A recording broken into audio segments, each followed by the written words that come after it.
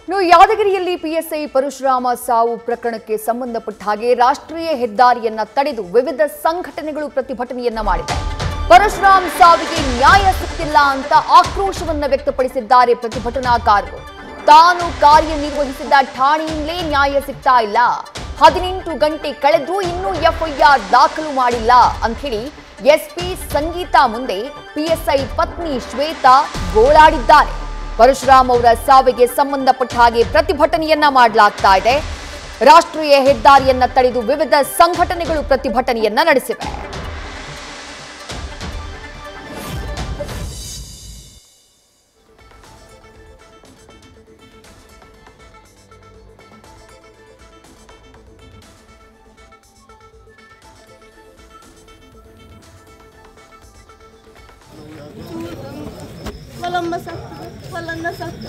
Parashuram sir ಸಲಗ ನಾವು ಹೋರಾಟ ಮಾಡ್ತೀವಿ.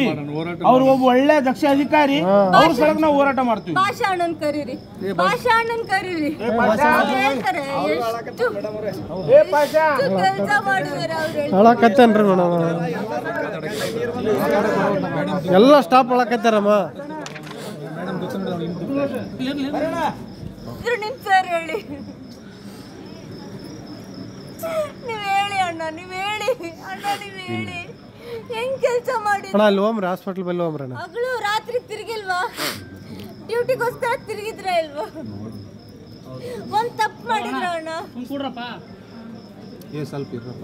ಅಣ್ಣ ನೀವ್ ಹೇಳಿ, ಒಂದ್ ತಪ್ಪು ಮಾಡಿದ್ರ? ನಮಗೂ ಗೊತ್ತಾಗುತ್ತೆ ಸರ್, ನಮಗೂ ಬ್ರೈನ್ ಇದೆ. ನಿಮ್ ಮಗಳಾಗಿದ್ರೆ ನಿಮ್ ಮಳಿ ಹೆಂಗಾದ್ರೆ ಏನ್ ಮಾಡ್ತೀರ ಮೇಡಮ್? ನೀವ್ ಹೇಳಿ ಮೇಡಮ್.